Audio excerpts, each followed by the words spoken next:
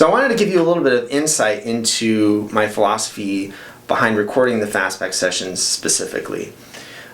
The whole idea is to bring the performance to you as we're hearing it and seeing it here in the studio. The important thing is that I'm not doing things in the recording that are going to sound like they're artificial or sound like they're manufactured somehow by the wizardry of the recording studio.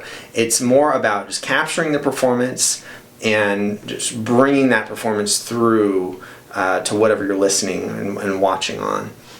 There's a rule that we have in recording called the good rule. And the good rule is that you start with good performance.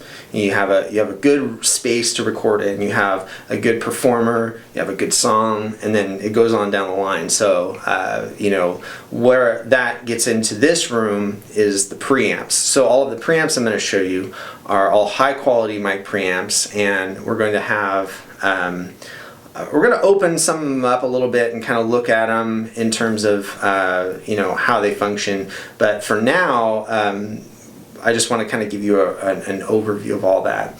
The mic position is also very key, and as you watch the Fastback Sessions, we do several different tech talks, and so there's a couple up now that you can look and kind of get an idea for where I'm putting mics and why.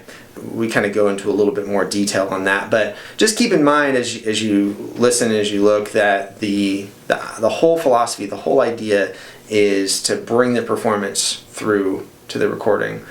The other thing is track count. So for a record, you could see upwards of 100 tracks for a record, and for like a post-production thing, it could be in the hundreds of tracks. For the Fastback Sessions, we're talking like between 5 to 10 tracks, 10 being on the very high side. So typically, I'm averaging around 7 tracks, I think.